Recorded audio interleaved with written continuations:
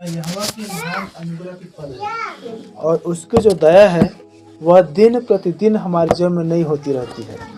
Hallelujah. देखिए, नया होना ही नया वर्ष है, नया होना ही नया पल है, नया होना ही नया दिन या नया जीवन है। यदि हमारे जीवन में जब हम नई होती है तब उसमें हम आनंदित और मगन होते हैं, और जब हम आनंदित और मगन नहीं होते यदि किसी समस्याओं में, दुखों में, परेशानियों में या कहीं और कुछ ऐसे समस्याओं में रहते हैं, तो नया दिन हो या पुराना दिन हो, अच्छा दिन हो या बुरा दिन हो, कोई फर्क नहीं पड़ती है। हालेलुया। लेकिन प्रभु हमें अपने पास इसलिए बुलाया है ताकि हम दिन प्रतिदिन प्रभु में नया बनते होते चले जाएं। हालेलुया। जिस प्रकार रोमियो 12 अध्याय के 2 पद में है कि अपने मन के नए हो जाने से आत्मिक स्वभाव में नए होते चले जाओ या बनते जाओ। हालेलुया। और उसी प्रकार से यहाँ पर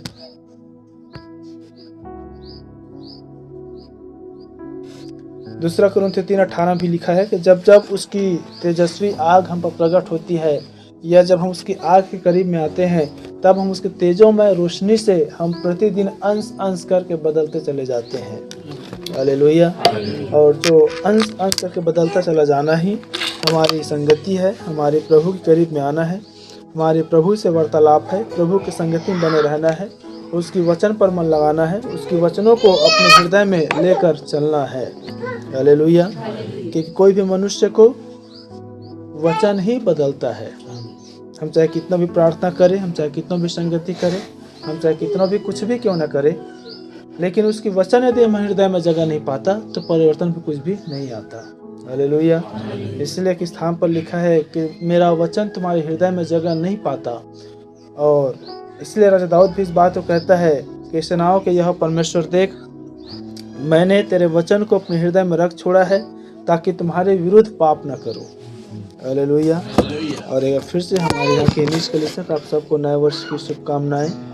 और जिस प्रकार प्रभु ने हमें पिछले साल या वर्षों में आनंदित और मगन रखा, और वैसे प्रभु हमारे इस वर्ष को भी आनंदमय रखे, हर एक दुखों से, तकलीफों से, बीमारी, परेशानी, समस्याओं से, विरोधों से, हर अंधकार की शक्तियों से छुटकारा और बचा कर रखने पाए, और उसका अनुग्रह और उसकी दया निरंतर हमारे जीवन में बने रहने पाए। हालेलुया। चलिए बाहर लेके जाओ, बाहर लेके जाओ।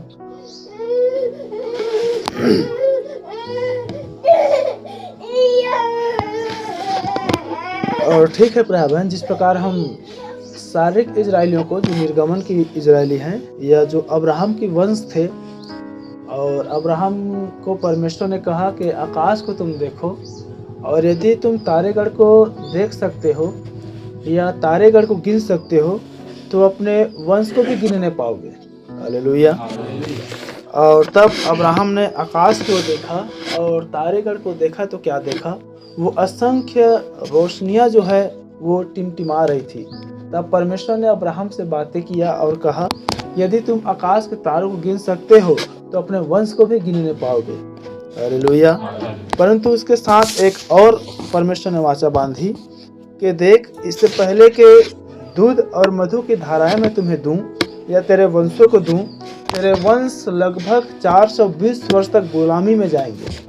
और वही अब्राहम के वंश जो है वो मिस्र देश में लगभग 420 वर्ष तक गुलाम में रहे। क्या आप लोग समझ पा रहे हैं? और फिर उसी गुलामी की दशा में जो 420 वर्ष तक जो इजरायली कहलाए आगे चलकर, क्योंकि हम देखते हैं कि अब्राहम की संतान और उसके बाद इसहाक की संतान और उसके बाद याकूब की संतान, और परमेश्वर ने याकूब की 12 पुत्र दिए, और उस 12 पुत्र के द्वारा याकूब के नाम को बदलकर परमेश्वर ने इजराइल रखा।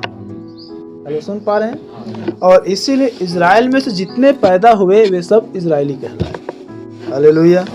इसलिए कभी भी हम इस धोखे में न रहे कि इजरायली कौन थे, इजरायली कहाँ से पैदा हुए, इजरायली क्या है। क्योंकि हम देखते हैं पुत्र के नाम पर या पुत्र के पिता के नाम पर या पिता के आधार पर उस दिनों में पुत्र का नाम को रखा जाता था या मिलता जुलता नाम को रखा जाता था। इसलिए हम यीशु मसीह देखते हैं क्या है बढ़ाई का बेटा नहीं, क्या है बढ़ाई नहीं। एक और हम देखते हैं क्या है तिमाई का पुत्र बरतिमाई नहीं। और इस प्रकार से हम याकूब को देखते हैं और 2-3 ऐसे मनुष्यों के नाम को देखते हैं जो पिता के नाम पर सिर्फ पुत्र को भी पुकारा जाता था। हालेलुया।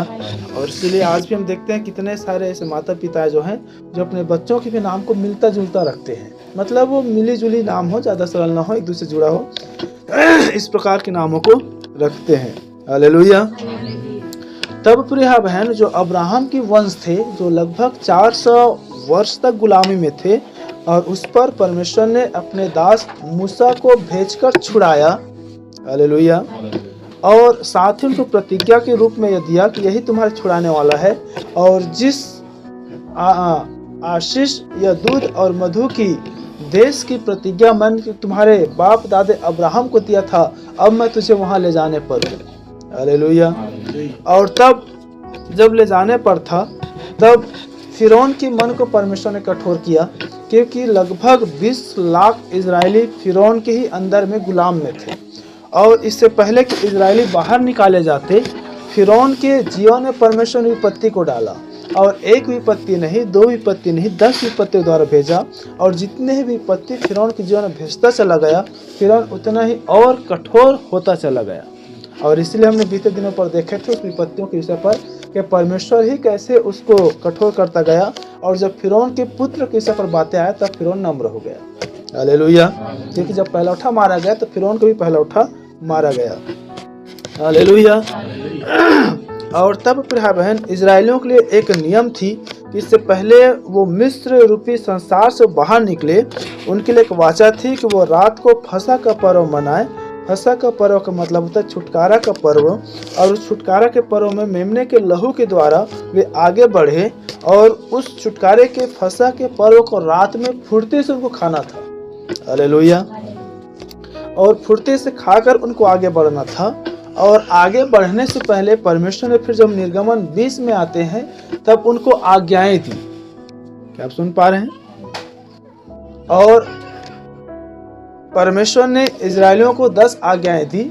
उस 10 आज्ञाओं में से जो 5 आज्ञा था वो मनुष्य को परमेश्वर के लिए था, या परमेश्वर की आज्ञा मनुष्य माने, और 5 आज्ञा मनुष्यों के बीच में चलने के लिए, जीने के लिए, रहने के लिए, आदर करने के लिए, या एक पवित्रताई का वातावरण या जीवन या धर्मीपन बनने के लिए मनुष्यों को दी गई थी।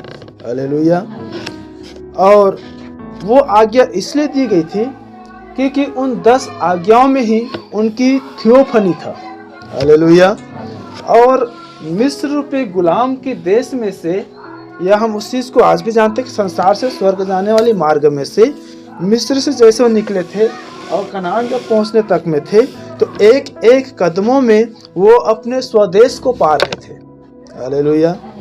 क्या आप हम में से कितने जानते हैं कि हम इस समय परदेश में रहते हैं? हमारा स्वदेश स्वर्ग है, इब्रानी 13:13 के अनुसार, या दूसरा कुरिन्थियों 5 के अनुसार, और ऐसे बहुत से आपको लेख मिल जाएगी कि हम यहाँ पर परदेशी और यात्री हैं।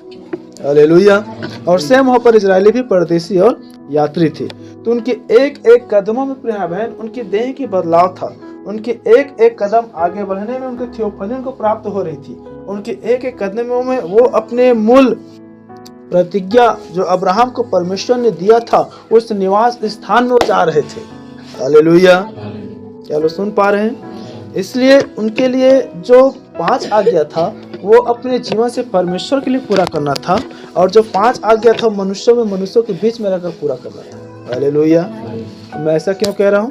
क्योंकि हम कई बार देखते हैं कि हम अपना जीवन, अपना पवित्रता, अपनी गंभीरता, अपनी चाल चलन, अपनी स्वभाव, अपनी आत्मिकता, अपनी धार्मिकता हम परमेश्वर के साथ तो ठीक कर लेते हैं, लेकिन मनुष्यों के साथ बिगड़ जाता है। क्या ये सही है? और कितनी बार ऐसा होता है कि हम मनुष्यों के साथ ठीक कर लेते हैं और परमेश्वर के साथ बिगड़ जाता है। इसीलिए परमेश्वर ने 10 आज्ञा में से 5 आज्ञा मनुष्य के संबंध को परमेश्वर के साथ ठीक करने के लिए, और 5 आज्ञा परमेश्वर ने मनुष्य के संबंध मनुष्यों के साथ में ठीक करने के लिए दिया। हालेलुया। या हम इसको आगे देखेंगे, और इससे पहले हम उसे मूल पाठ के रूप में आप अपने स्थान में जो खड़े हो सकते हैं आप लोग खड़े हो जाएं, और मेरे साथ निकाल लेंगे नीति वचन उसका 3 अध्याय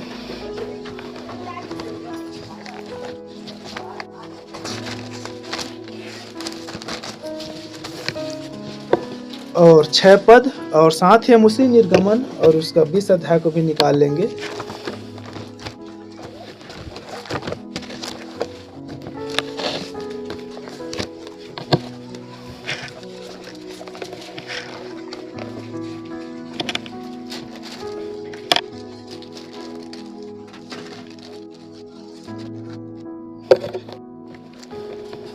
ठीक है, नीति वचन 3 अध्याय उसका 6 पद और निर्गमन 20 अध्याय 8 से 10 पद हम इसे मूल पाठ के रूप में लेंगे।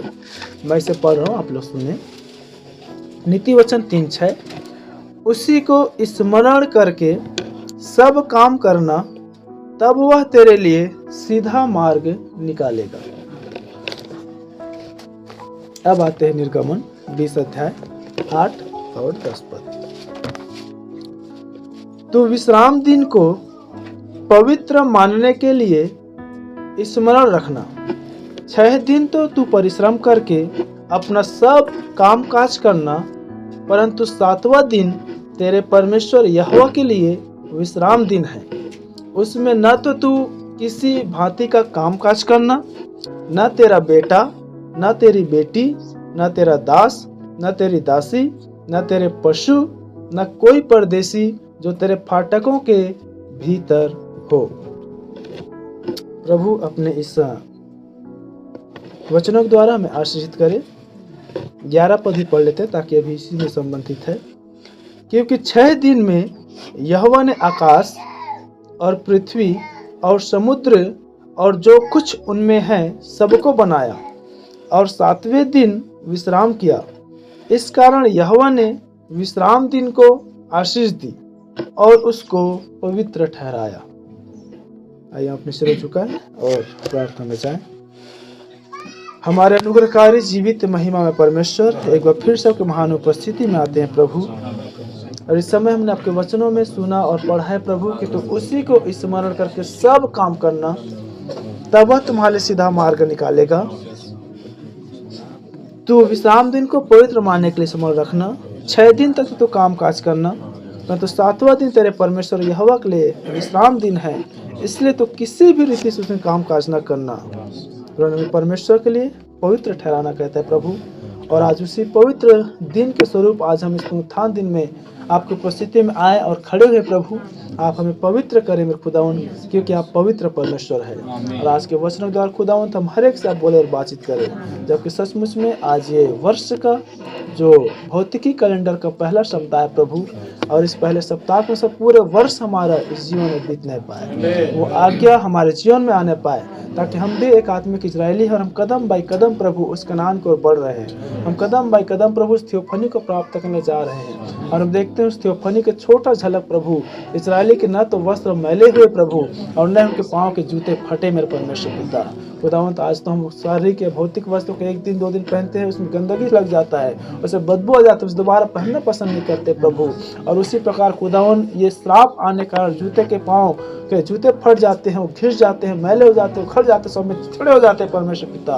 लेकिन तेरे उपस्थिति में चलेंगे और फिरेंगे अब्राहम के समान, तो फिर से हम उस थियोफनी को प्राप्त करेंगे। हम फिर से सिद्ध हो जाएंगे प्रभु, और न तो हमारे वस्त्र मैले होंगे, न तो हमारे पाँव के जूते फटेंगे प्रभु। आज के विश्राम दिन को हम स्मरण दिलाया है और अपना सब कुछ छोड़कर हम तेरे पीछे हो लिए हैं, आपके नाम को धन्य कहते हैं प्रभु। आज के वचन की तरफ पूरे भाई बहनों से बोले बातचीत करें, आप मेरे भी होठों का इस्तेमाल करें प्रभु, और सारी महिमा आपको देते हुए प्रार्थना यीशु मसीह के नाम में करते हैं, आमीन। ठीक है, आप सभी अपने स्थानों में बैठ जाए।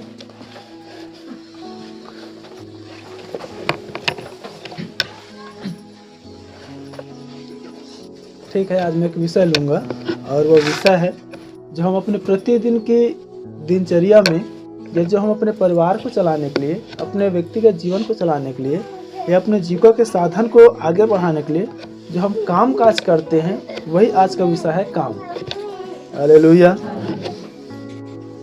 क्योंकि ये काम ऐसा एक चीज़ है भाई बहन कि काम के द्वारा आने वाली जो स्रोत है उसके द्वारा हम प्रभु के करीब आ जाते हैं, और यही काम के आने के स्रोत के द्वारा हम प्रभु से और दूर हो जाते हैं। चलो सुन पा रहे हैं? इसलिए देखिए क्या कह रहा है वचन नीति उसके द्वारा, तो उसी को स्मरण करके सब काम करना, तब वह तेरे लिए सीधा मार्ग निकालेगा। देखिए मनुष्य चाहे परमेश्वर को स्मरण करे या ना करे, वो तो काम करता ही करता है, क्योंकि सर्वोदय में मनुष्य का संपूर्ण जीवन काम और परिश्रम से भरा हुआ है। हालेलुया।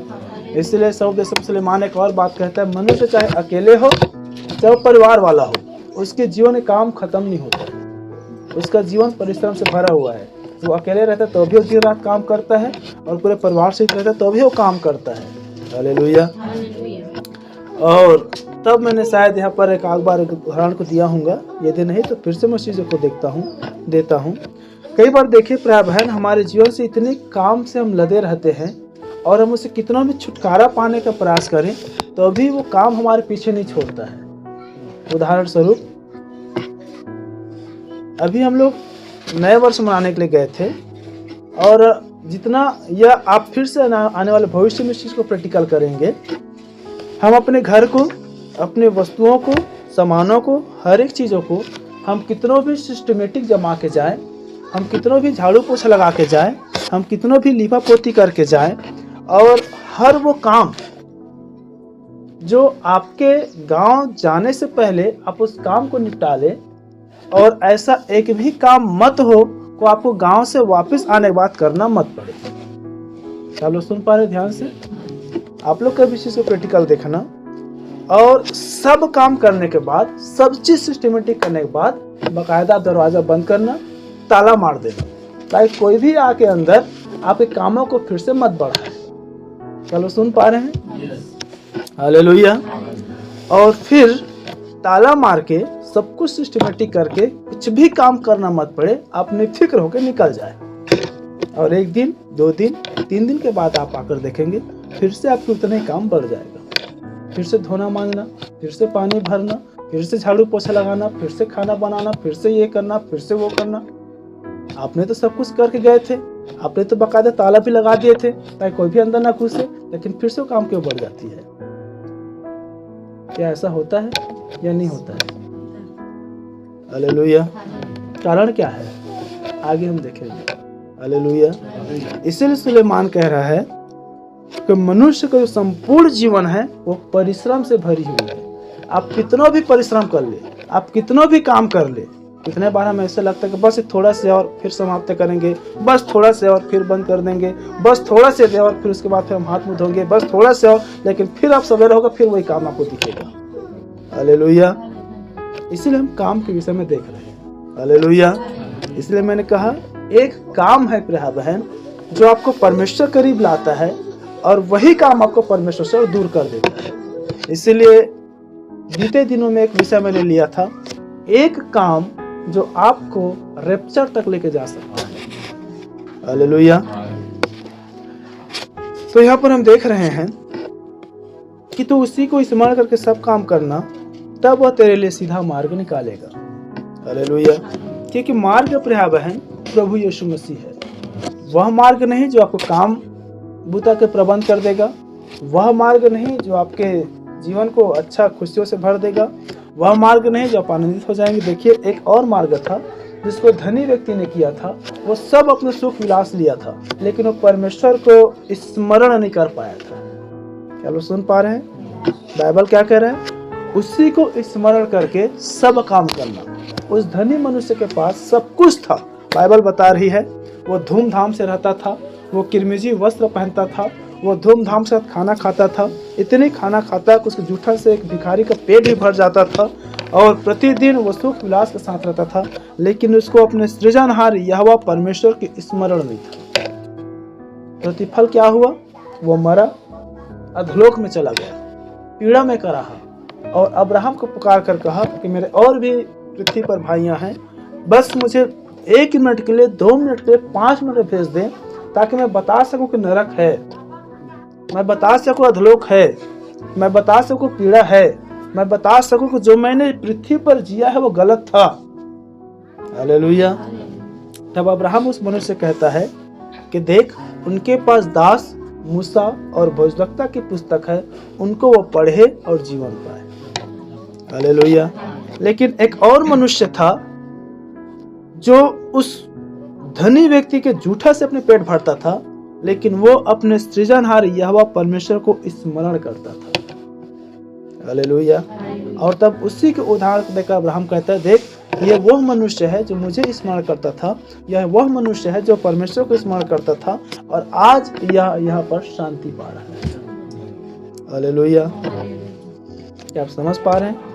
देखिए काम आप वही करेंगे जो आप करते हैं, काम आप वही करेंगे जो आप कर रहे हैं। लेकिन आपके लिए अब वो प्रश्न उठ रही है, क्या वो काम आप अपनी इच्छा, अपनी बुद्धि, अपनी शक्ति, अपनी अभिलाषाओं को पूरा करने के लिए करते हैं, या आप उसी काम को परमेश्वर में समर्पित करके करते हैं? हालेलुया। आगे और हम इसकी गहराई को देखेंगे, क्योंकि यदि आप उस काम को प्रभु में समर्पित किए हैं तो भले ही आपको थोड़ा उसमें लाभ होता हो या आपको बहुत लाभ होता हो।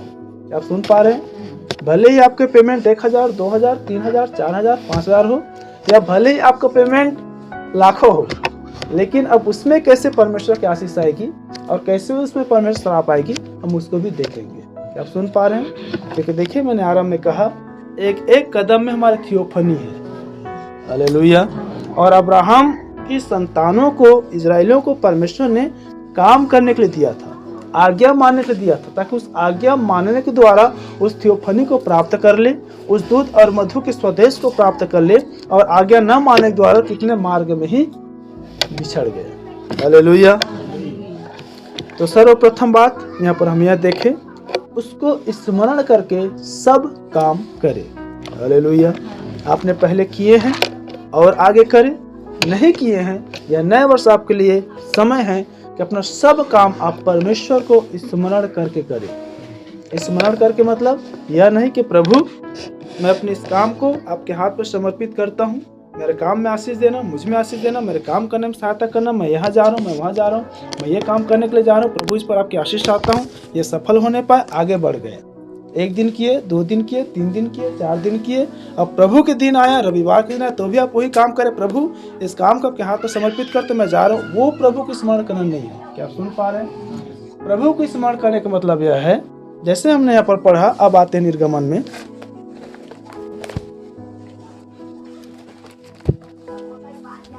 6 दिन तू परिश्रम करके अपना सब काम काज करना। हालेलुया।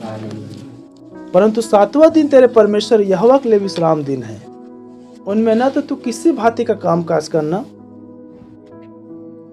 न तेरा बेटा, न तेरा बेटी, न तेरा दास, न तेरी दासी, न तेरे पशु, न तेरे कोई परदेशी, न कोई फाटकों के जो कोई भी भीतर हो, वह कोई भी काम न करे।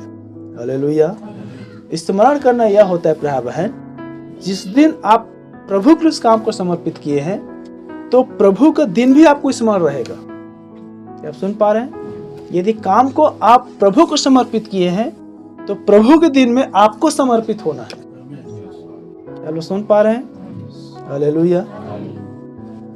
यही कारण है, देखिए, जो व्यक्ति प्रभु की संगति में नहीं आ पाते हैं, या जो आज प्रभु की संगति में नहीं आ पाए हैं, आप मीटिंग के बाद से फोन घुमाना, पूछना, भाई क्यों नहीं आए हम, भाई क्यों नहीं आए थे, वो अपनी संसार के काम को बताएंगे कि मैं इस काम में फंसा हूँ, मैं उस काम में फंसा हूँ, मैं ये काम था, वो काम था। क्या आप देख पा रहे हैं? इसीलिए आज का विषय यह है काम।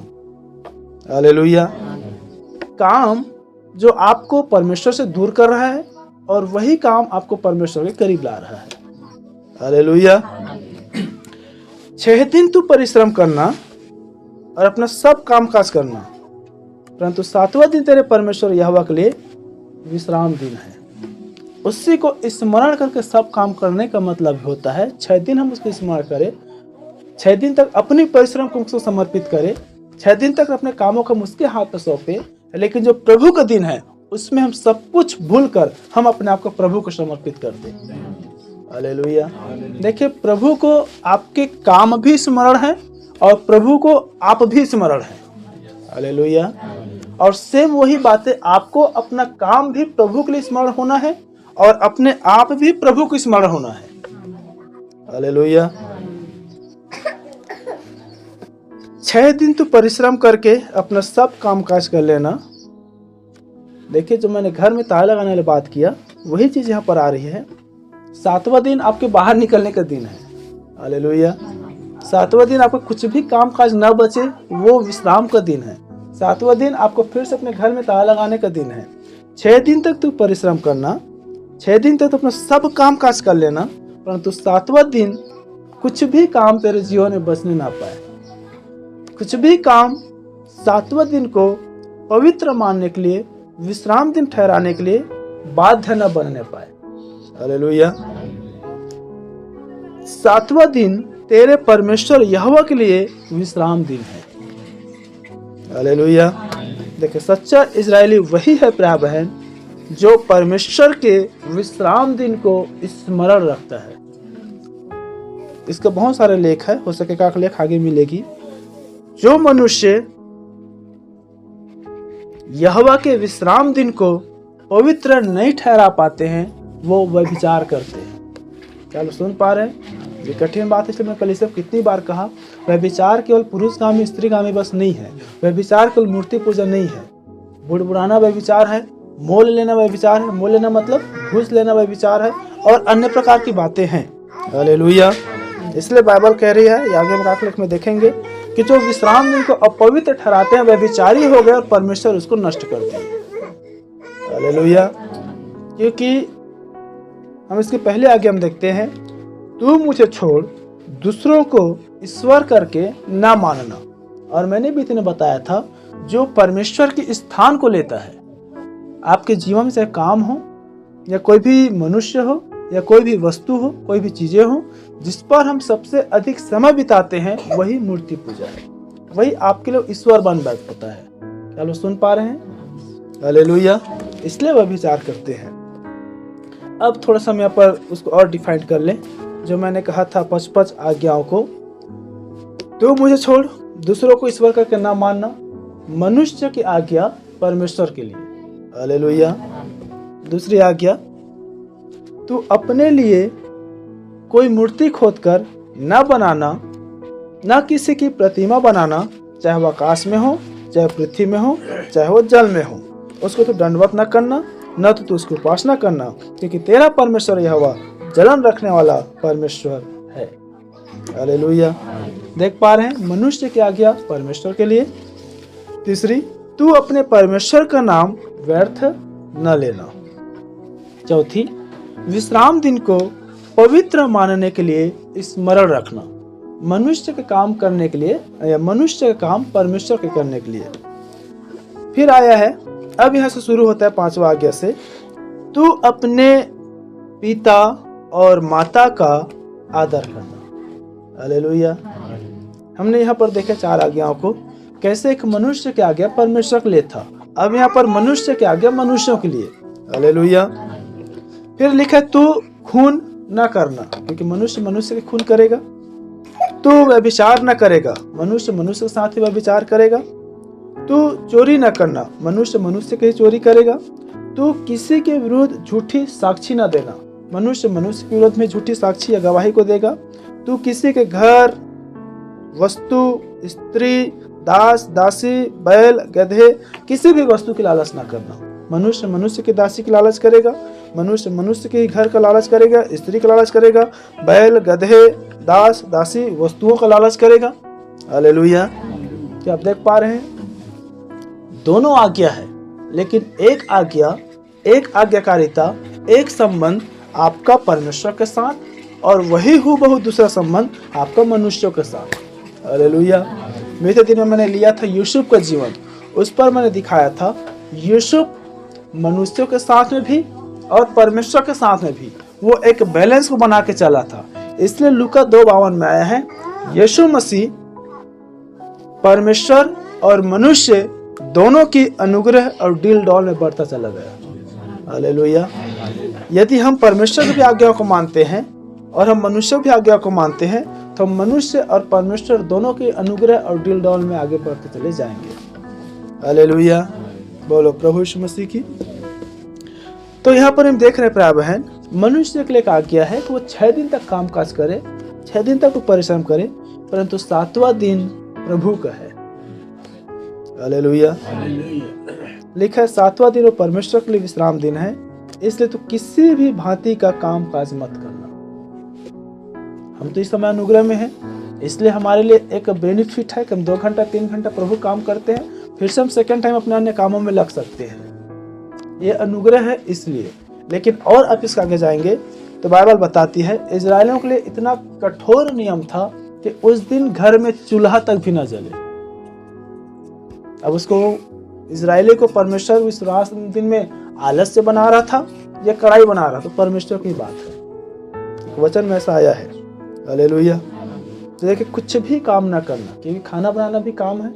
आज स्त्रियों को वही लगता है कि हम खाना बनाना थक गए हैं, हमें कितना बनाएंगे, ये करना है, पानी भरना है, बर्तन धोना है, इसलिए बार बार कोई चूल्हा भी ना जले। ऐ स्त्रियों तुम भी विश्राम कर लो। हालेलुया। 7वां दिन तेरे परमेश्वर यहोवा के लिए विश्राम दिन है, इसलिए तू किसी भांति का काम काज ना करना, और न ही तेरा बेटा काम काज करे उस दिन, नहीं तेरा बेटी काम काज करे उस दिन, नहीं तेरा दास, नहीं तेरा दासी, यहाँ तक कि पशु भी चरने के लिए मत जाए, उनका भी चरना काम है। हालेलुया।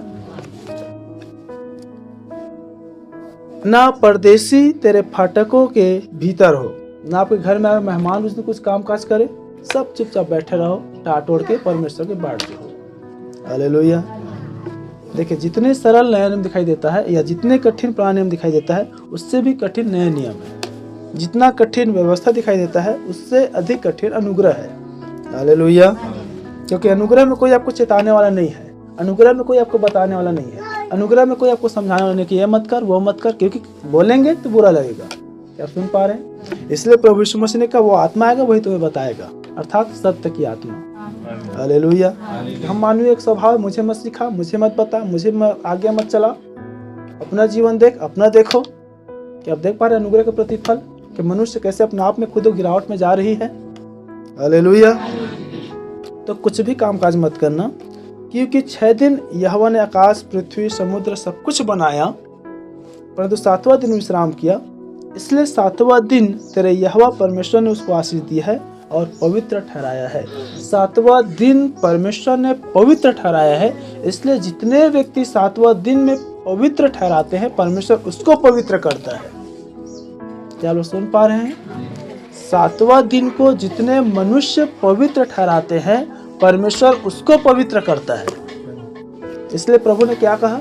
तुम पवित्र बनो जैसा तुम्हारे बुलाने वाले यहोवा परमेश्वर पवित्र है। कोई भी मनुष्य यहोवा के दिन को अशुद्ध ना करे। हालेलुया। यह तो आप समझ पा रहे हैं। और तब एक मनुष्य जब ऐसा करता है, जब वो विश्राम दिन को मानता है, जब वो प्रभु के दिन को पवित्र ठहराता है, जब परमेश्वर उसको पवित्र ठहराता है, तब उसके लिए प्रिय बहन भजन संहिता 128 अध्याय और उसका 2 पद,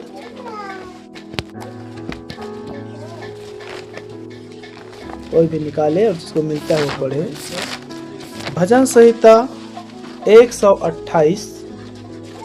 तू अपनी कमाई को निश्चय खाने पाएगा, तू धन्य होगा और तेरा भला ही होगा। हालेलुया। क्या आप देख पा रहे हैं? जो कोई उसको स्मरण करके अपना सब काम करेगा, प्रभु उसके लिए उपाय बनेगा, प्रभु उसके लिए उपाय करेगा, प्रभु उसके कामों पर आशीष देगा। और जो उसके विश्राम दिन को पवित्र ठहराएगा, वो 6 दिन तक काम काज करेगा, 7वां दिन वो प्रभु को स्मरण करेगा, 7वां दिन वो प्रभु के लिए पवित्र ठहराएगा। तब कह रहे निश्चय तू अपने कमाई को खाने पाएगा और तू धन्य होगा और तेरा भला ही होगा। हालेलुया। आप देख पा रहे हैं? उसको स्मरण करके अपने कामों को करने का प्रतिफल, उसको स्मरण करके, उसके दिन को स्मरण करके पवित्र ठहराने का प्रतिफल, तो अपने कमाई को खाने पाएगा। तेरा जो काम का परिश्रम का फल है, उसको तू भर पेट खाने पाएगा। हालेलुया। जो तू परिश्रम करेगा, उस परिश्रम की कमाई के फल में कुड़कुड़ाना नहीं पड़ेगा, शोकित होना नहीं पड़ेगा, कमी घटी नहीं होगा। हालेलुया। और तू धन्य भी होगा और तेरा भला ही होगा। हालेलुया। क्या आप समझ पा रहे हैं यहाँ तक? उसको स्मरण करना, उसके दिन को पवित्र ठहराना, जिसका प्रतिफल हम अपने कमाई को खाने भी पाएंगे और उसके द्वारा हम धन्य भी होंगे और आगे भी हमारा भला ही होगा। हालेलुया।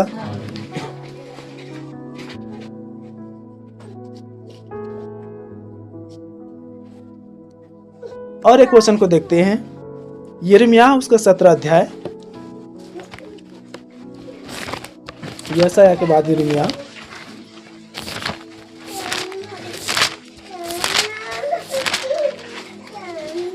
21 और 22 पद।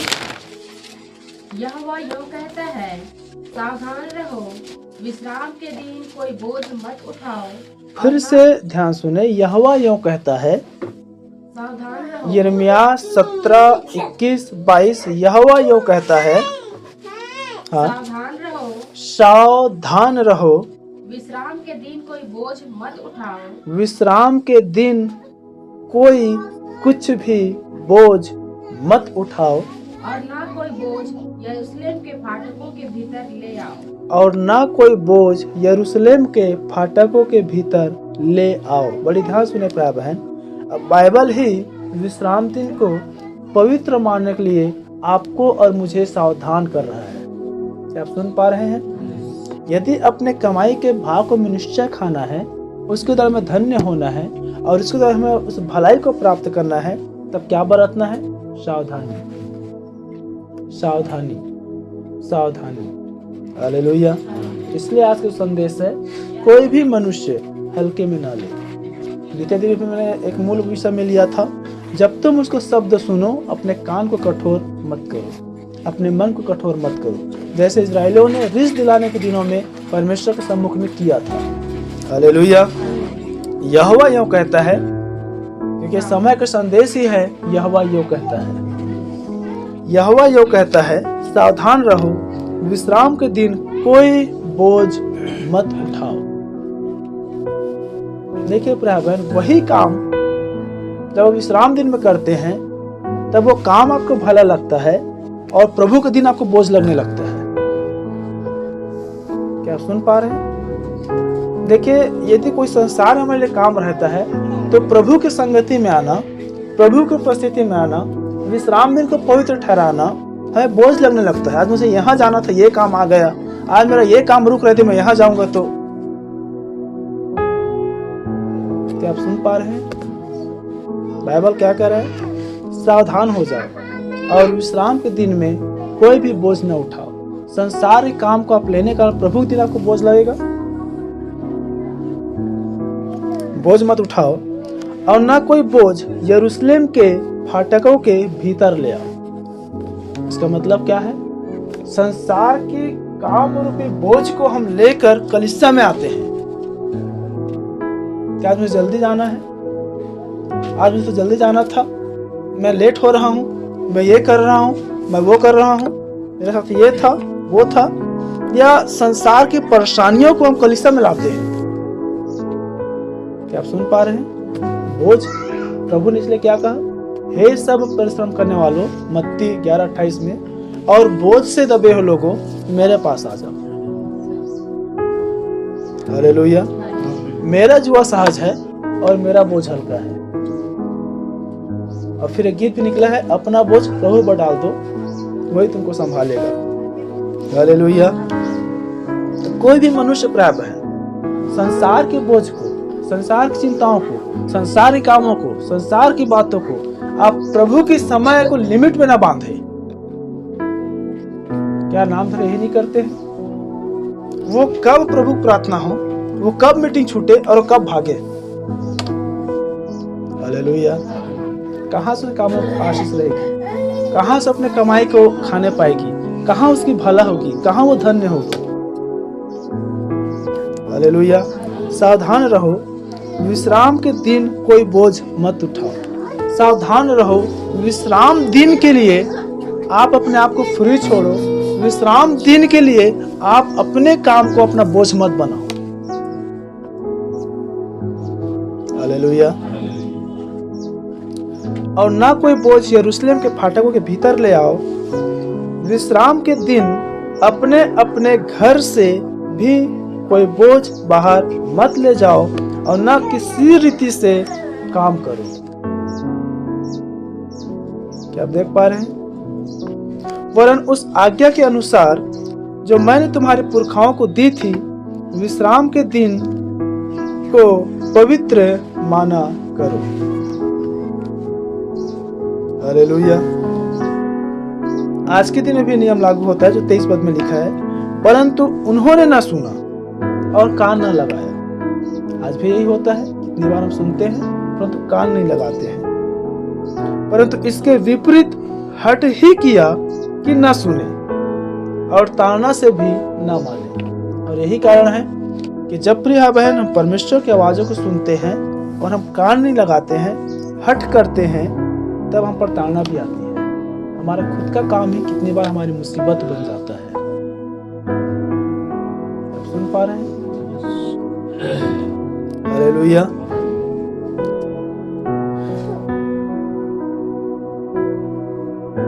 इसलिए मैंने कहा एक काम या आपकी खुद की काम, ड्यूटी, नौकरी, रोजी रोटी, हर वो चीज जो आपके जीवन यापन से जुड़ी हुई है, आप उसी काम के द्वारा आशीषित होते हैं और उसी काम के द्वारा हम श्राप को भी लाते हैं। आगे देखिए कैसे वो आशीष काम करती है और कैसे श्राप को भी काम करती है। हालेलुया।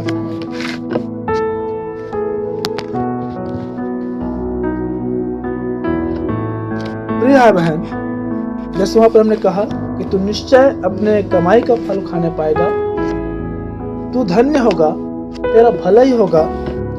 धन्य है वह जो अपने काम को टालकर प्रभु के काम करे। क्या आप सुन पा रहे हैं? धन्य है वह जो अपने काम को टालकर वो प्रभु के काम करता है। धन्य है वह जो अपने दिन को टालकर प्रभु के दिन को पवित्र मानता है। लेकिन आज क्या होती है? हम प्रभु को टालकर, प्रभु के दिन को टालकर हम अपनी काम करते हैं। हालेलुया। यहाँ पर देखिए जो अनुपस्थित है वो उदाहरण है। यदि आज जो प्रभु के दिन को ठहराते, अपने काम को टालते, तो वो यहाँ होते, लेकिन वो अपने काम को नहीं टाले, वो प्रभु के दिन को टाल दी, इसलिए यहाँ पर नहीं है। क्या आप देख पा रहे प्रैक्टिकल? हालेलुया। हमने शुरुआत से क्या देख रहे हैं? विश्राम दिन को पवित्र मानने के लिए स्मरण रखना। और विश्राम दिन को पवित्र कौन ठहराता है? आपकी अपनी खुद की काम। हालेलुया। तो धन्य वे हैं जो अपनी काम को, अपनी निजी बातों को छोड़कर, भूलकर, टालकर वो परमेश्वर के दिन को, वो प्रभु के दिन को पवित्र ठहराता है, वो प्रभु काम को पवित्र करता है। हालेलुया। आदम को जो श्राप है प्रिय बहन, अब आते हैं कैसे हम उसी के द्वारा आश्रित होते हैं अपने कामों के द्वारा, और अपने कामों के द्वारा हम श्रापित ठहरते हैं या हम श्राप को लाते हैं। आदम का जो श्राप है, आदम के द्वारा आज भी आज्ञा न मानने वालों पर उसके जो श्राप है, उसके जो परिश्रम का श्राप है वो पड़ रही है, आज्ञा न मानने वालों पर। हालेलुया। क्योंकि जब तक उस घेरे में था, अदन की वाटिका में, जब तक वो प्रभु की उपस्थिति में था, जब तक वो प्रभु की आज्ञा में था, उसको किसी भी चीजों की कमी घटी नहीं था। हम उस घटनाओं को देखते हैं या हम उत्पत्ति निकाल ले।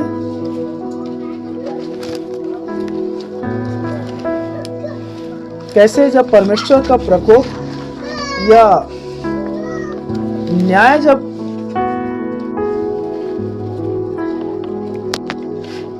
मनुष्य पर पड़ा, जो प्रथम मनुष्य आदम है, तब श्राप आया, तब परिश्रम रूपी काम भी उसके जीवन में आया। उत्पत्ति 3 अध्याय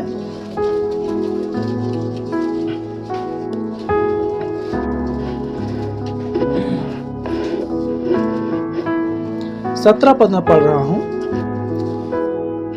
परमेश्वर ने आदम से कहा, तूने जो अपनी पत्नी की बात सुनी और जिस वृक्ष के फल के विषय में मैंने तुझे आज्ञा दी थी कि तू उसे न खाना, उसको तूने खाया है, इसलिए भूमि तेरे कारण शापित है।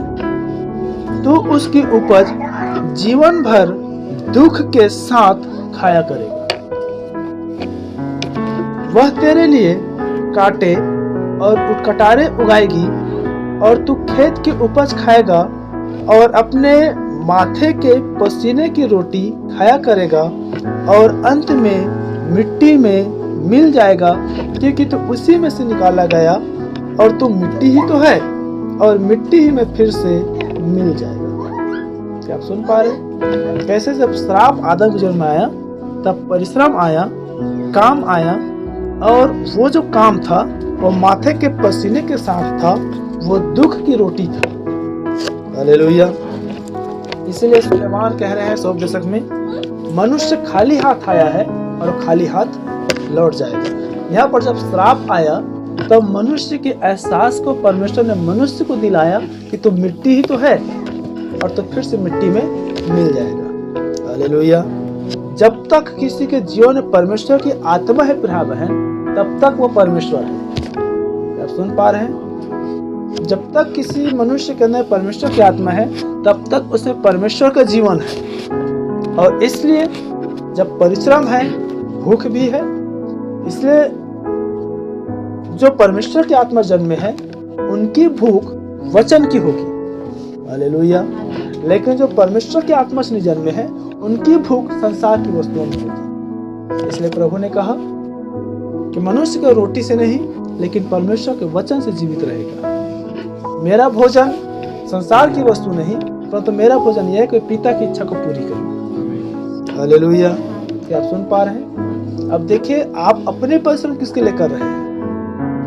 प्रभु में आशीषित होने के लिए, प्रभु में धन्य होने के लिए, प्रभु में भरपेट खाने के लिए, या इस काटे और उटकटारे श्रापित भूमि द्वारा पसीना बहाकर खाने के लिए? हालेलुया।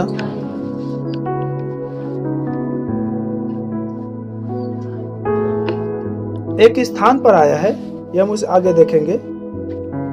कुछ मनुष्य दिन रात परिश्रम करते हैं तो भी पेट भर खाने नहीं पाता है, और कुछ मनुष्य परिश्रम नहीं करते हैं तो भी भर पेट खाने पाता है।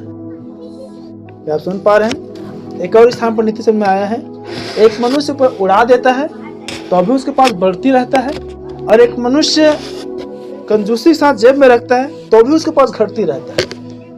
देख रहे हैं आप श्राप और आशीष को आपके अपने खुद के कामों के द्वारा। हालेलुया।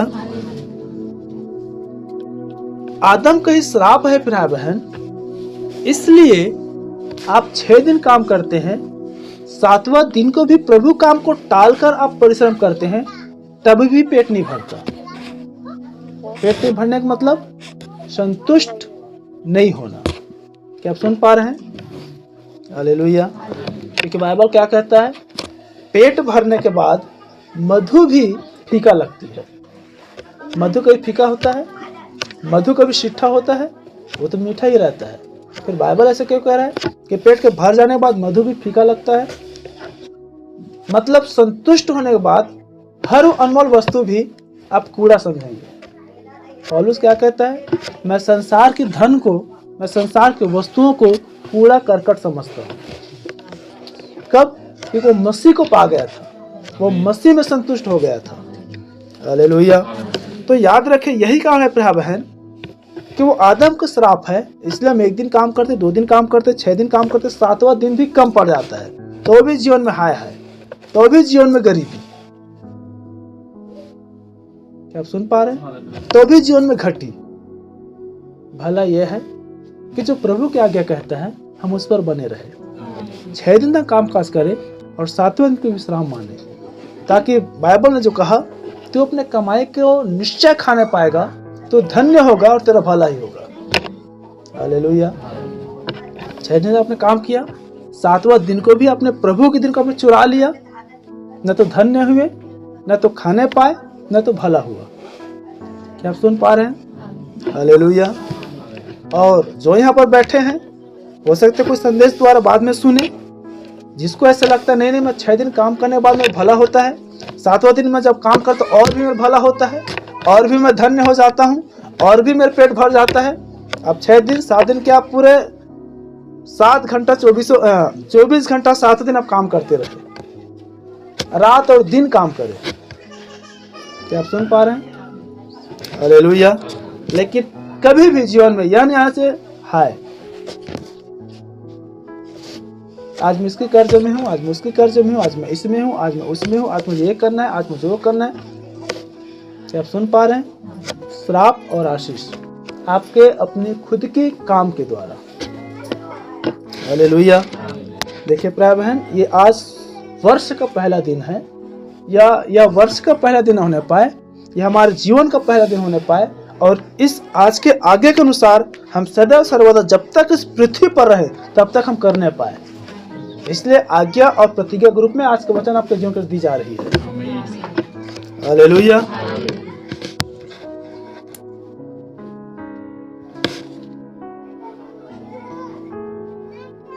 देखिए, आदम को श्राप होने का 6 दिन काम करने के बाद 7वां दिन प्रभु के दिन को लेने के बाद न तुम्हारा पेट भरता है, न तो पूर्ति होता है और न ही संतुष्ट होते हैं। और जिस किसी के जीवन में, फिर से याद रखें, जिस किसी के जीवन में यदि इतनी परिश्रम करने के बाद संतुष्टि नहीं है तो इसमें आदम पे भारी श्राप पड़ी है। बाइबल क्या कहता है? प्रथम मनुष्य आदम के द्वारा मृत्यु आई और द्वितीय मनुष्य अर्थात प्रभु यीशु मसीह के द्वारा जीवन और शांति आया। हालेलुया। अब आपको आज जांचना और जानना है कि प्रभु, मैं प्रथम आदम की संतान हूँ या मैं द्वितीय आदम की संतान हूँ? मैं आदम की संतान हूँ या मैं यीशु मसीह की संतान हूँ? यदि हम यीशु मसीह की संतान हैं, 6 दिन हमारा है, 7वां दिन परमेश्वर का है। यदि हम यीशु मसीह की संतान हैं तो हमें जीवन और शांति है। हालेलुया। बोलो प्रभु यीशु मसीह की। यदि अब भी हम प्रथम मनुष्य श्रापित आदम की संतान हैं, 6 दिन भी हमारा है, 7वां दिन भी हमारा है, तो भी कांटे उठकटारे हैं, दुख है, परिश्रम है, आंसू बहाना है, इसके साथ हाथ फैलाना है, उसके साथ हाथ फैलाना है, उसके पास मांगना है, इसके पास मांगना है। क्या आप सुन पा रहे हैं? बाइबल क्या कहता है? तुम लेने वाला नहीं, कब बनोगे? जब आशीषित होंगे। कब बनेंगे? जब हम प्रभु की आज्ञा को मानेंगे। कब बनेंगे? जब हम प्रभु के काम को करेंगे। और जब अपनी काम करेंगे, जब आप प्रथम आदम की मानेंगे, जब तक वो आदम के श्राप लगे रहेगा, आप ऐसे ही बने रहेंगे। क्या आप सुन पा रहे हैं? हालेलुया। इसलिए प्रभु ने हमें आशीषित होने के लिए बुलाया है। प्रभु ने हमें आशीष देने वाले होने के लिए बुलाया है। हालेलुया। बोलो प्रभु यीशु मसीह की। क्या आप सुन पा रहे हैं पूरी कलीसिया? यही कारण है भाई बहन, जब वो भारी श्राप आदम की आता है तो देखिए कितनी बार वचन क्या कह रही है? प्रत्येक व्यक्ति अपने ही अभिलाषा में खींचकर और फंसकर पाप में गिरती है। क्या लोग सुन पा रहे हैं? और मैंने कितनी बार इस चीज को सिखाया कलीसिया में, शैतान भलाई को दिखाकर बुराई करता है।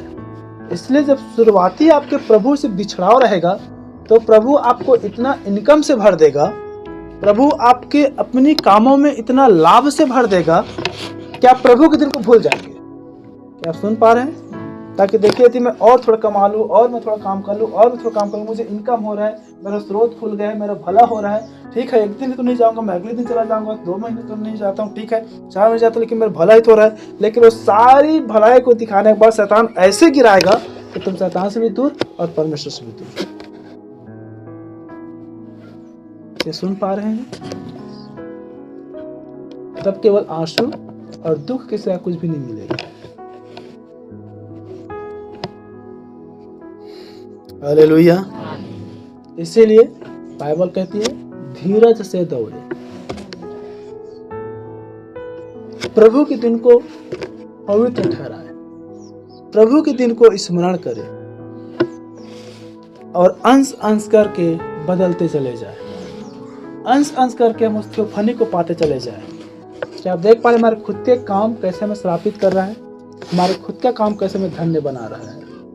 हालेलुया। फिलिपियों 3:19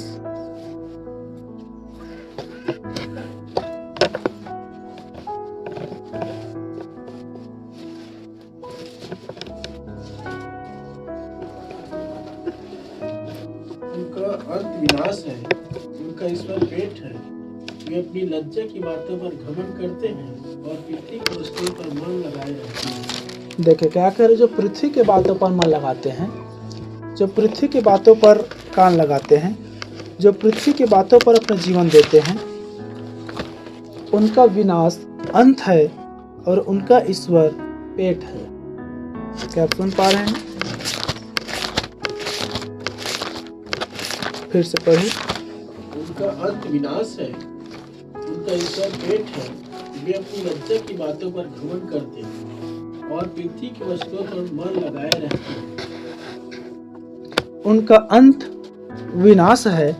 जो प्रभु के दिन को पवित्र ठहराते हैं, जो प्रभु के काम को टालकर अपना काम करते हैं, उनका अंत विनाश है और उनका ईश्वर पेट है। आप सुन पा रहे हैं? जो प्रभु के दिन को स्मरण नहीं कर पाते, जो प्रभु के दिन को पवित्र नहीं ठहरा पाते, अब उनका ईश्वर क्या हो गया है? उनका पेट हो गया है। आगे देखें क्यों उनका ईश्वर पेट हो रहा है। आपका खुद का पेट आपको ईश्वर बन गया है।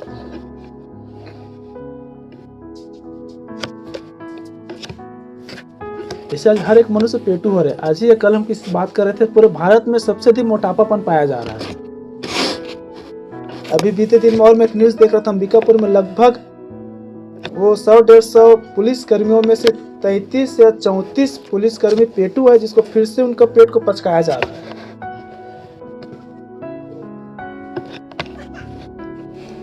उनका ईश्वर पेट है। वे अपनी लज्जा की बातों पर घमंड करते और पृथ्वी की वस्तुओं पर कान लगाते हैं। देखिए, संसार की बढ़ोतरी, संसार के धन, संसार की ऊंचा पद, संसार की स्थान, संसार की बातें लज्जा की बातें हैं प्रभु की दृष्टि में। आप सुन पा रहे हैं? हालेलुया। इसलिए एक मनुष्य बहुत धनी था, यीशु मसीह के पास में आया, पूछा मैं क्या करूं प्रभु? उसने कहा सब कुछ बेच दे, पर तू कंगाल हो फिर मेरे पास आ, तब स्वर्ग तुझे जीवन मिलेगा। हालेलुया। एक और स्त्री थी, वो भी धनवान थी, उसने सब कुछ बेच दिया और उस इत्र खरीद लिया। लोगों ने कहा पागल हो चुका है, अच्छा खासा धनवान था, ये बढ़िया सब कुछ अपना खाती पीती अपना जीवन यापन करते लिए क्या किया? इत्र खरीद लिया सिर्फ यीशु मसीह पाँव में उंडेलने के लिए। लेकिन उसको नहीं जानती थी कि देखो मैंने तुम्हारे घर में आया, तुमने मुझे पानी तक न दिया, लेकिन यह स्त्री मेरे पाँव को चुमना न छोड़ा। क्या आप सुन पा रहे हैं? प्रेरितों को मालूम था पाँव में धन उंडेलने के द्वारा क्या मिलने वाली है। इसलिए प्रेरितों के विषय में आया है कि सब प्रेरितों कलीसिया जो थे अपने धन संपत्ति को बेच कर आपस में साझा करती थी, क्योंकि प्रभु की कलीसिया उच्च नीच को मिटा देता है। क्या आप सुन पा रहे हैं? प्रभु कलीसिया ऊंचा नीचा भेदभाव को खत्म कर देता है। हालेलुया। और वो प्रेरितों के चरणों में लाकर रख देते थे और जिसको जो आवश्यकता वो बांट देते थे। हालेलुया। क्या आप देख पा रहे हैं? उनका अंत विनाश है, उनका ईश्वर पेट है। वे लज्जा की बातों पर घमंड करते हैं, क्योंकि संसार की जो बातें हैं, संसार के धन है, संसार के पद है, संसार के प्रतिष्ठा, संसार का हर वो चीज लज्जा की बात है और उस पर घमंड करना भी लज्जा है। क्या सुन पा रहे हैं? डिनोमिनेशन में यही चीजें होती है, जो धनवान ऊंचा स्थान, जो गरीब उसको निचला स्थान।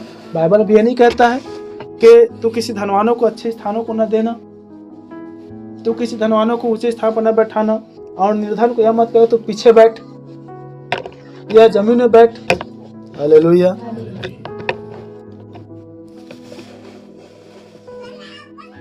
उनका ईश्वर पेट है। वे अपनी लज्जा की बातों पर घमंड करते हैं और पृथ्वी की वस्तुओं पर कान लगाए रहते हैं। देखिए, जब तक पृथ्वी की बातें होंगी प्रिय बहन, क्योंकि बाइबल ठीक है, जब तक पृथ्वी की बातें होंगी तब तक मन पृथ्वी के कामों पर लगे रहेगी और लज्जा की बातें होंगी। हालेलुया। क्या कह रहे हैं? उनका ईश्वर पेट बन चुकी है। सबोपदेशक 6:7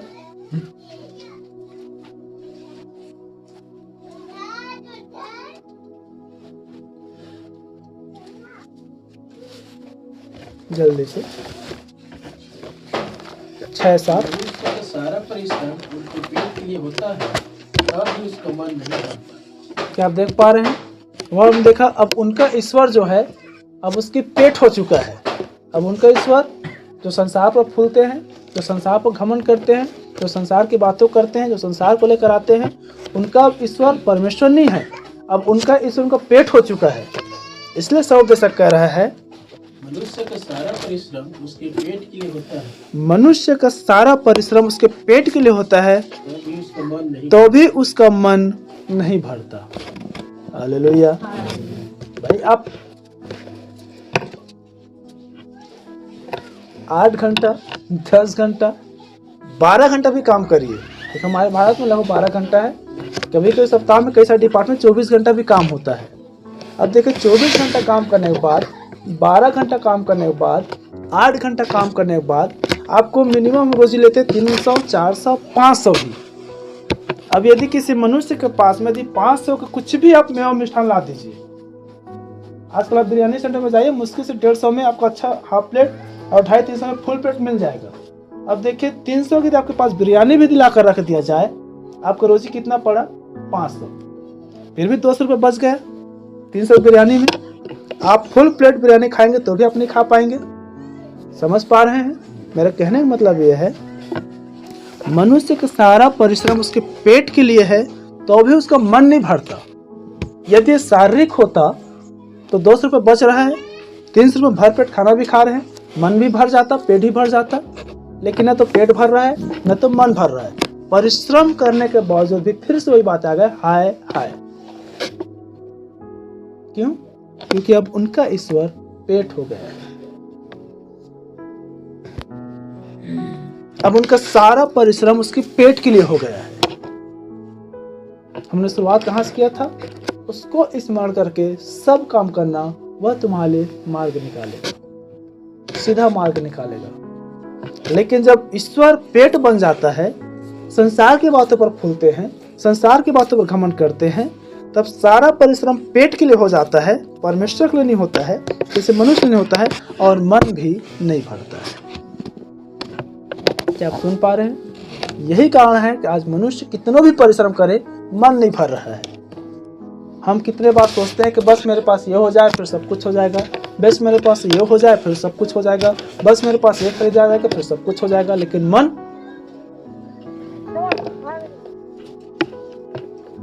इसलिए बाइबल क्या कहती है? पृथ्वी पर की नहीं स्वर्गीय वस्तुओं पर मन लगाओ।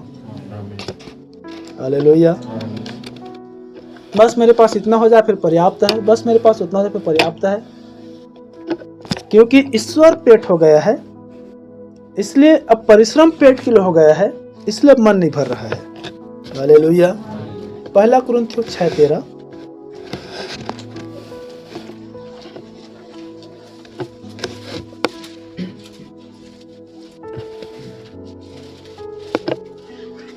भोजन हाँ। पेट के लिए और पेट भोजन के लिए है, परंतु परमेश्वर इसको और उसको दोनों को नष्ट करेगा। क्या आप देख पा रहे हैं? परिश्रम काम है, और फिर 1 कुरिन्थियों 6:13 में आ रहा है कि भोजन जो है पेट के लिए है, और पेट जो है वो भोजन के लिए है। अब परमेश्वर क्या कर रहे हैं? परंतु परमेश्वर को इसको और उसको दोनों को नष्ट करेगा। अब परमेश्वर भोजन को भी नष्ट कर देगा और पेट को भी ब्लास्ट कर देगा। भोजन पेट के लिए है और पेट भोजन के लिए है, परंतु परमेश्वर इसको और उसको दोनों को नष्ट कर देगा। क्या आप सुन पा रहे हैं? काम कैसे घूमकर परिश्रम में आया, परिश्रम कैसे घूमकर पेट में आया, पेट कैसे ईश्वर बना, ईश्वर बनने के बाद कैसे मनुष्य का सारा परिश्रम उस ईश्वर रूपी पेट के लिए हो गया, और परमेश्वर कैसे पेट को और मनुष्य दोनों को मिटा देगा। एक आज्ञा परमेश्वर के टालने के बाद उसके विश्राम दिन को पवित्र नहीं ठहराता। क्या आप सुन पा रहे हैं? क्या आप समझ पा रहे हैं? क्या हम देख पाए कि उसके विश्राम दिन को पवित्र नहीं ठहराने के बाद कितना भी परिश्रम करे तो भी मन नहीं भर रहा है?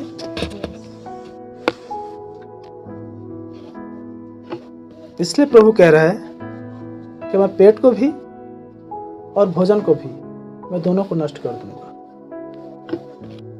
क्यों? परंतु देह व्यभिचार के लिए नहीं वरन प्रभु के लिए है, और प्रभु देह के लिए है। इसलिए मैंने कहा जो प्रभु के दिन को टालता है वह विचार करता है। अब जब उनकी ईश्वर उनकी पेट बन जाता है, तब हमने पढ़ा तो मुझे छोड़ दूसरों को ईश्वर करके। क्या आप समझ पाए? वो शुरुआती बातें कैसे यहाँ पर आके मिला। इसलिए नबी कहे थोड़ा यहाँ से थोड़ा, आज्ञा पर आज्ञा, नियम पर नियम। हालेलुया। परमेश्वर भोजन को भी नष्ट कर देगा, पेट को भी नष्ट कर देगा, क्योंकि परमेश्वर दोनों को नष्ट कर देगा। परंतु देह व्यभिचार के नहीं, प्रभु के लिए है। आपका परिश्रम आपके पेट के लिए नहीं, जो हाय हाय करती है, जो मन भरती है, प्रभु की महिमा के लिए। हालेलुया।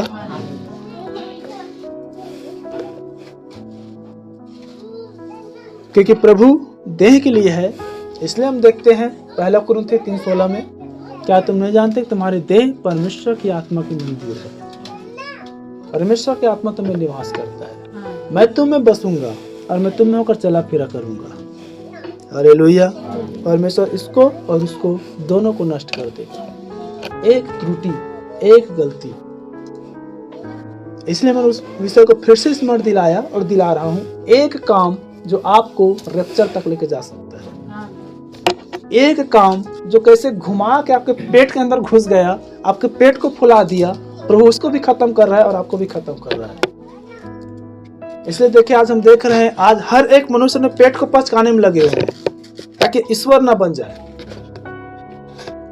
हालेलुया। ये आत्मा में भी और शरीर में भी हम इस बात को सोचे कि हमारा खुद का पेट हमारे ईश्वर ना बन जाए, ताकि प्रभु हमें भी बचा ले, हमारा पेट को भी बचा ले। क्या आप सुन पा रहे हैं? हालेलुया। यहेजकेल 7:19। देखिए, मैं रात में या मैंने बीते हुए बातें सोच रहा था, क्या संदेश लूंगा प्रभु, क्या संदेश। रात में भी ढूंढा, नहीं मिला। फिर आधा रात में उठ के लगभग 11-12 बजे फिर से एक बार फिर नींद खुला, फिर यह वचन मिला। मैंने पत्नी बताया भी, मोबाइल दो, थोड़ा सा मुझे कुछ बातें मिल रही है। फिर ये संदेश में तैयार किया। वे अपनी चांदी सड़कों में फेंक देंगे और उनका सोना अशुद्ध ठहरेगा। यहोवा की जलन के दिन उनका सोना चांदी उनको बचा न सकेंगी, ना उसको उनका जी संतुष्ट होगा। क्या आप सुन पा रहे हैं? देखिए, जब यहोवा का जलन का दिन पैदा होगा, यहोवा का भयानक दिन आएगा, यहोवा का वो अंत का दिन आएगा, तब यही सोना चांदी, यही जो पेट के लिए परिश्रम है, वो काम नहीं आएगा। देखिए, सोने चांदी भी जलन करता है, आत्मा में भी प्रभु जलन काट रहा है। हालेलुया। सोने में गुण होता है, जब वो 24 कैरेट ना हो तो उसमें जलन करता है, और सोने का जो मूल्य है, सोने जो कीमत है, पूरी तरह से घट जाता है। हमारी भी जो पवित्रता ना हो तो प्रभु के जलन के दिन हमारी पवित्रता पूरी तरह से घट जाएगा। और सोने का परखना का कारण क्या होता है? वो आग में से तपाता है। यदि 24 कैरेट सोने के जलकर कोयले और काला हो जाता है। यदि हमारे अंदर में भी वो 24 कैरेट पवित्रता ना मिले तो हम उस अग्नि में जलकर नष्ट हो जाएंगे। इसलिए वचन में है, वो बचाए जाए तो जलते जलते। मैंने बहुत इसे एक इच्छा में रहा है कि कभी देखेंगे, तपाया जाना, तपाया जाना, तपाया जाना, तपाया। परमेश्वर कैसे हमें तपा रहा है, क्योंकि उसका वचन 7 बार अग्नि में ताया हुआ वचन है। उसने अपने वचन को भी तपाया है। हालेलुया। तो क्या इस समय जो हम वचन रूपी दुल्हन कहते हैं, हमें नहीं तपाएगा? क्या आप समझ पा रहे हैं? हालेलुया। फिर से पढ़े। वे अपनी चांदी सड़कों में फेंक देंगे और उनका सोना अशुद्ध वस्तु ठहरेगा। देखिए प्रिय बहन, जिसका भोजन पेट के लिए है और जिसका पेट भोजन के लिए है, जिसका ईश्वर उनका पेट बन चुका है, जिनका परिश्रम उसका ईश्वर बन चुका है, जब परमेश्वर का जलन प्रकोप का दिन आएगा, उसका चांदी, उसका सोना, उसका धन, उसका संपत्ति उसको नहीं बचा पाएगा। वे सड़कों में फेंकेंगे। क्या आप सुन पा रहे हैं? और उनका सोना अशुद्ध ठहरेगा। और उनका सोना जो आज पवित्र ठहरते हैं। देखिए, केवल संदेश वाले ही इस बात जान सकते हैं। सोना सोना नहीं है, सोना पवित्र वस्तु है। पवित्र वस्तु पवित्र आत्मा है। क्या आप सुन पा रहे हैं? इसीलिए एक स्त्री यीशु मसीह पास में आया और कहा, हे प्रभु, मुझ पर दया कर, मेरे बेटी पर दया कर। तब उसने कहा, पवित्र वस्तु कुत्तों के आगे डालना अच्छा नहीं है। तब उसने कहा, प्रभु, मैं जानता कुत्ते भी चूर चाट खाते हैं, मतलब पवित्र आत्मा। क्या आप सुन पा रहे हैं? लेकिन नामधारी क्या समझे? सोना सोना है। रिबका को जब एलियाजर ने जब वो सोना की वस्तु दिया, तो सोना की वस्तु नहीं दे रहा था, वो पवित्र आत्मा की छाप दे रहा था। क्या आप सुन पा रहे हैं? इसलिए उनकी सोना जो है अपवित्र ठहरेगा। सोना कभी पवित्र हो सकता है? नहीं, लेकिन पवित्र आत्मा पवित्र है। हालेलुया। और उनकी सोना अपवित्र ठहरेगी। यहोवा की जलन के दिन उनका सोना चांदी उनको बचा न सकेगी। और यहोवा के जलन के दिन उनके सोना चांदी को बचा न सकेगी, ना उससे उनका जी संतुष्ट होगा, और न ही उनका जी। अब देख रहे हैं यहाँ पास कैसे काम, परिश्रम ईश्वर बना, ईश्वर पेट बना, पेट के लिए परिश्रम हुआ, संतुष्टि नहीं आई, परमेश्वर दोनों को नाश कर रहा है और उनका जी अब उसमें नहीं भर रहा है।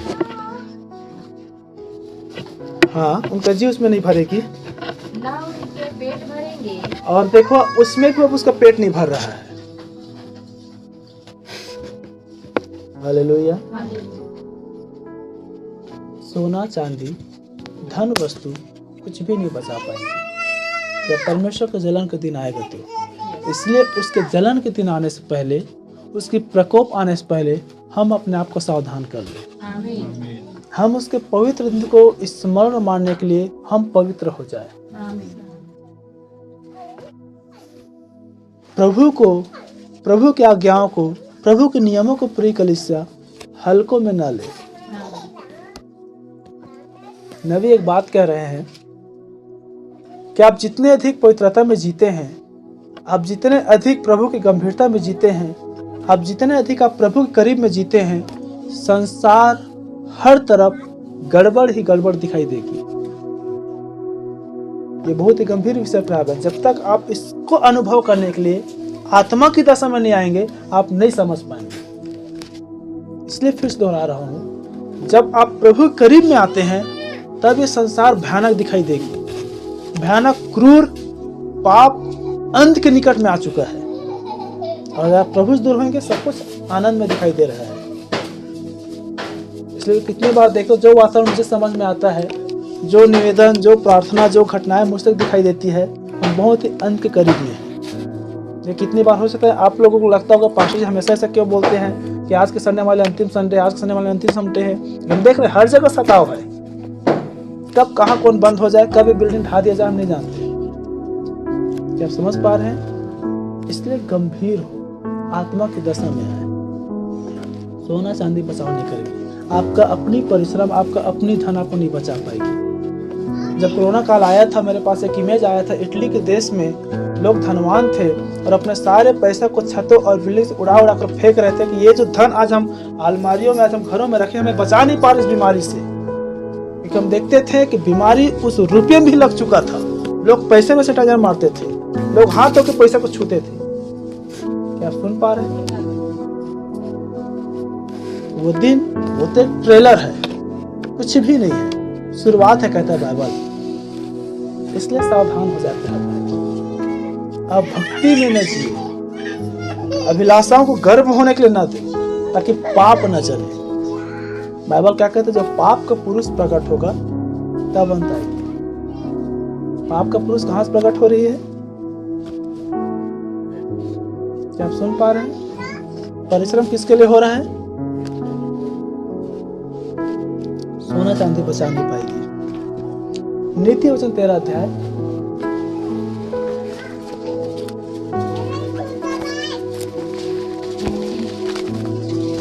और उसका 8 पद। प्राण की छुड़ौती मनुष्य का धर्म है। अब देखिए प्रिय बहन, प्राण की छुड़ौती, आपकी आत्मा की छुड़ौती, आपके प्राण की बचाव आपकी अपनी खुद की धन है। क्या आप देख पा रहे हैं? बाइबल कैसे घुमा के बातें करती है।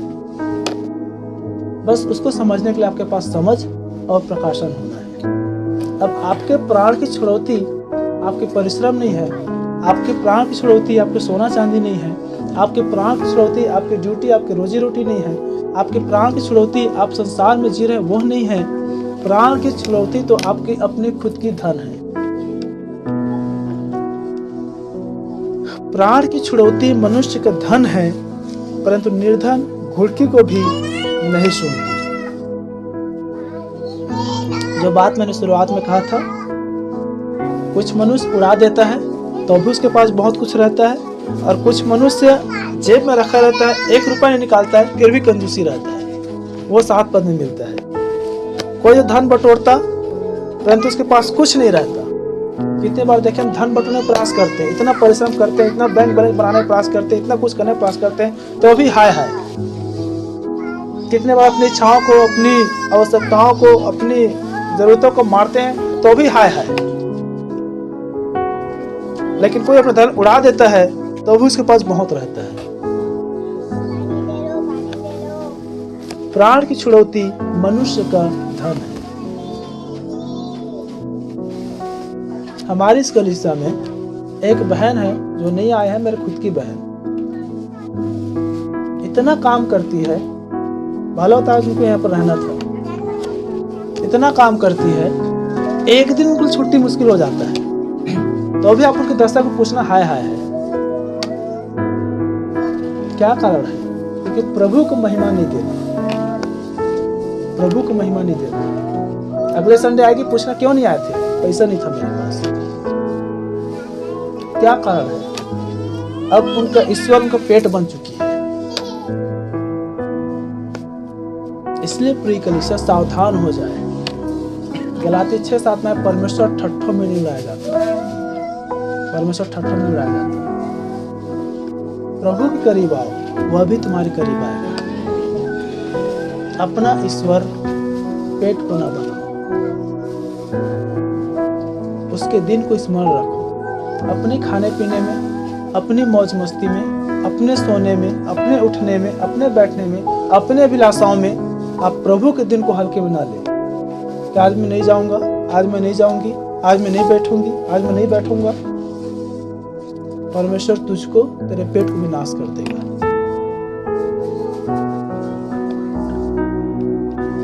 प्राण की छुड़ौती मनुष्य का धन है।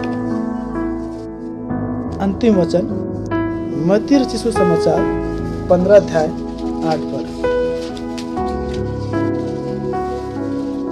ये लोग होठों से तो मेरा आदर करते हैं, पर उनका मन मुझसे दूर रहता है। देखिए,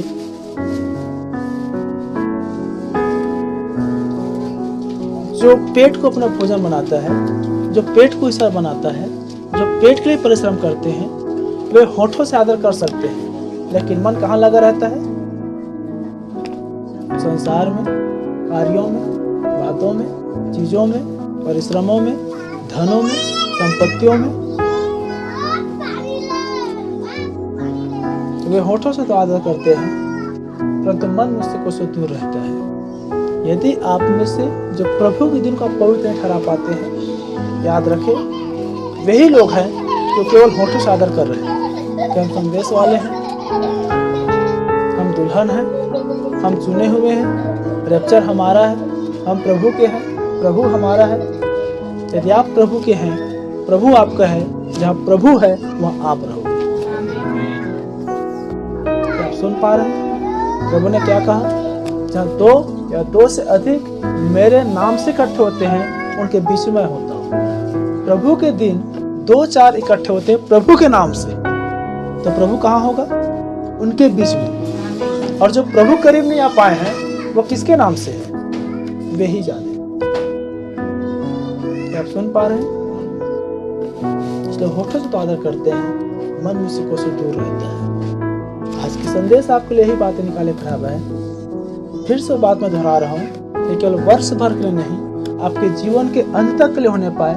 प्रभु के दिन को हल्के में ना ले, प्रभु के दिन को हल्के में ना ले, प्रभु के दिन को हल्के में ना ले। यदि आप इतनी परिश्रम करते हैं प्रभु के दिन को टालकर, संतुष्टि नहीं है, वो प्रथम आदम की श्राप लगा है। वो प्रथम आदम की श्राप लगा है। तो यदि भरपूरी है तो परिश्रम की क्या जरूरत है? आप सुन पा रहे हैं? भरपूरी है तो परिश्रम की क्या जरूरत है? कंगाली है, हाय हाय है, इसलिए परिश्रम समाप्त नहीं हो रही है।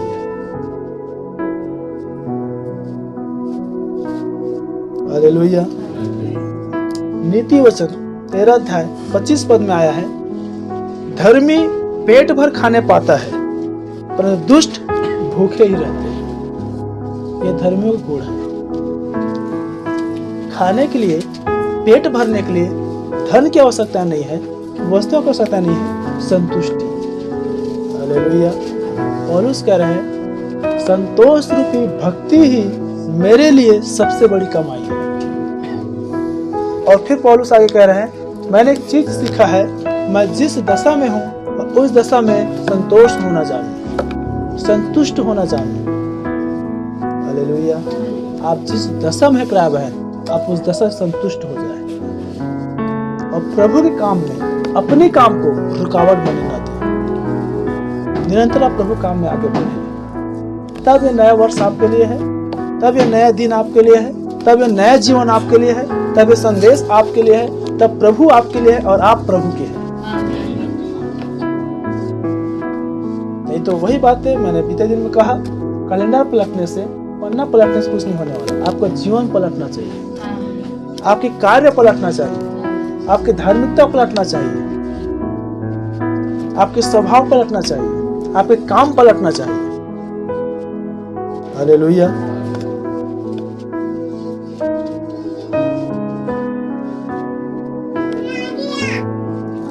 तब जो काम हमें मिला है उसको हम स्मरण करके प्रभु के दिन को हम स्मरण करके पवित्र ठहरा पाएंगे। वो हमारे सीधा मार्ग निकाल पाएगा, हम उसमें संतुष्ट हो पाएंगे, वह हमारा भला करेगा। हालेलुया। आज पूरी तरह समझ पाए कि हमारे काम जो है कैसे प्रभु की महिमा के लिए हो, हम जो है कैसे प्रभु की महिमा के लिए हो, क्योंकि हम ही इस समय प्रभु की महिमा है। हालेलुया। तब क्या बहन, ये चाहे पूरे वर्ष हो या फिर से कर पूरे जीवन के लिए हो, आप प्रभु को प्रथम स्थान देना जाने। हम धन्य हैं, केवल सप्ताह भर में नहीं, लेकिन हमारे युग का भविष्यवक्ता विलियम मरियम ब्रनहम के द्वारा बुधवार और शनिवार और रविवार के दिन ठहराया है, ताकि और हमें लंबा डंक ना मारना पड़े, हम कदम बाय कदम अंश को बदलते चले जाए। हालेलुया। लेकिन नबी बता रहे हैं 3 दिन को ठहराने के पीछे के रीजन, नबी कह रहे हैं कि मेरा तो एक विचार है कि मैं प्रतिदिन संदेश दूं, लेकिन कोई आ पाएगा? इस बात को भी नबी कह रहे हैं। मैं जानता हूं कि मैं प्रतिदिन प्रचार करूंगा तो कलीसिया नहीं आ पाएगी, लेकिन मेरे तो अंदर के एक उन्माद है कि मैं प्रतिदिन प्रचार करूं। तब वो कह रहे हैं, ये हमारे यहाँ मैं देख सकता हूँ या मैं कह सकता हूँ, एक सप्ताह में तो आ नहीं पाते हैं तो प्रतिदिन कैसे आ पाएंगे? तो नबी कह रहे हैं 1 सप्ताह 6 दिन एक अनंत जीवन पाए व्यक्ति के लिए, एक आत्मा से जन्मे व्यक्ति के लिए बहुत दूर और बहुत गैप होता है। वो 6 दिन तक भूखे प्यासे रह ही नहीं सकते। तब उसने कहा कि 2 दिन आप काम करो, 1 दिन मीटिंग में आओ, फिर 2 दिन काम करो, फिर 1 दिन मीटिंग में आओ, ताकि आप जीवन यापन भी करो और प्रभु भी बने रहो। आप देख पा रहे हैं? हालेलुया। एक भाई बीते दिन में कह रहे थे, हम 1 सप्ताह 2 सप्ताह काम में जाते हैं, यदि कहीं 10,000 कमाई हुआ तो उसमें 6,000 हमारा मूल हो गया और 4,000 मुनाफा हो गया, फिर हमसे बड़ा राजा कोई नहीं है। यह है प्रभु में संतुष्टि, जितना जरूरत उतना मिल गया, खत्म। इसलिए मैंने भीतर में भी कहा था, कितने बार हम सोचते हैं ये लेंगे वो लेंगे, ये करेंगे वो करेंगे। याकूब इस बात को बता रहा है, याकूब 4 अध्याय में, प्रभु चाहा तो यह नहीं वह भी करेंगे। सब बात को प्रभु के हाथ में सौंपना आरंभ करें। हालेलुया। बोलो प्रभु यीशु मसीह की। और अपने जीवन हम प्रभु को सौंपे, हमारा जीवन प्रभु के लिए पवित्र रहे। हमारा जीवन प्रभु के लिए पवित्र रहेगा, तब दिन भी प्रभु में पवित्र ठहरेगा। नहीं तो दिन होता है, चाहे विश्राम दिन हो, चाहे पवित्र दिन हो, चाहे पुनरुत्थान दिन हो, चाहे रविवार के दिन हो। जब आप पवित्र ठहरते हैं तब आपके द्वारा दिन भी पवित्र ठहरता है। आप अपने जीवन से दिन को पवित्र ठहराना जाने। कोई भी मनुष्य प्रभु के दिन को अशुद्ध न ठहराए, और अपने कामों को, अपने जीवनों को, अपने योजनाओं को, हर वो चीज को, उसको आप स्मरण करके करना जाने और सीखे। अपना सब काम उसी को स्मरण करके करना, तब वह तेरे लिए सीधा मार्ग निकालेगा। प्रभु अपने वचन के द्वारा हम सबको आशीषित करें। अपने सिरों को झुकाएं, अपने आंखें बंद करें और इस समय प्रार्थना में जाएं।